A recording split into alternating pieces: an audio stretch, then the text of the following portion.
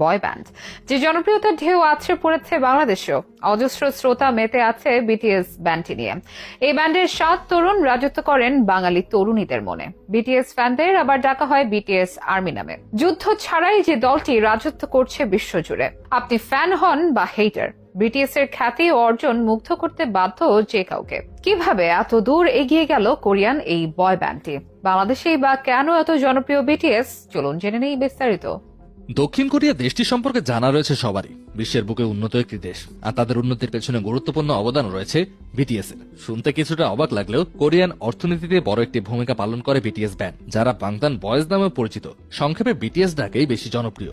এটি মূলত 7 সদস্যের একটি বয় ব্যান্ড। দক্ষিণ কোরিয়ান এই ব্যান্ডের খ্যাতি আটকে নেই শুধু নিজ দেশের মধ্যে, ছড়িয়ে পড়েছে বিশ্বজুড়ে। তাদের অসংখ্য গান স্থান পেয়েছে হিট গানের তালিকায়। এমনকি কাতার বিশ্বকাপের থিম সং এর ড্রিমারও গিয়েছিলেন বিটিএস সদস্য জাংকুক। বিশ্বজুড়ে কোটি কোটি ফ্যান রয়েছে বিটিএস ব্যান্ডের। বাংতান বয়েজ তথা বিটিএস এর আছে অজস্র ও বিরল সব রেকর্ড। দক্ষিণ কোরিয়ার অসংখ্য নাগরিক বিটিএস সদস্যদের জাতীয় সম্পদ হিসেবে বিবেচনা করেন। বাংলাদেশেও বিটিএস নিয়ে মাতামাতি করা তরুণ তরুণীর সংখ্যা নেহাত কম নয়। তবে রাতারাতি এই অবস্থানে চলে আসেনি বিটিএস। খ্যাতি এসেছে দিনে দিনে। এই ব্যান্ডে মোট 7 জন সদস্য রয়েছেন। প্রফেশনালি যাদের নামগুলো হচ্ছে Jin, Suga, J Hope, R M, Jimin, V ও জাংকুক। 2010 সালে বিগ হিট এন্টারটেইনমেন্টের মাধ্যমে তাদের পথ চলা শুরু। তখন দল গঠন শুরু হয় আর এম কে দিয়ে, তাই তাকে বিটিএস লিডার ডাকা হয়, যেখানে একে একে যোগ দেন বাকি 6 জন। 2013 সালে তারা আত্মপ্রকাশ করেন। খেয়ে জানতো সেদিনে সেই 7 তরুণের বিটিএস পরবর্তীতে বিশ্ব কাঁপাবে, সারা বিশ্বে কোরিয়ান পপের ঝড় তুলবে। গত এক দশকে নিজেদের অনন্য এক উচ্চতায় নিয়ে গিয়েছে এই বয় ব্যান্ড। বলা হয় বিশ্বে বর্তমান যতগুলো ব্যান্ড রয়েছে তার মধ্যে বিটিএস ভক্তের সংখ্যা সবচাইতে বেশি। তাদের গানগুলো বিলবোর্ড চার্টে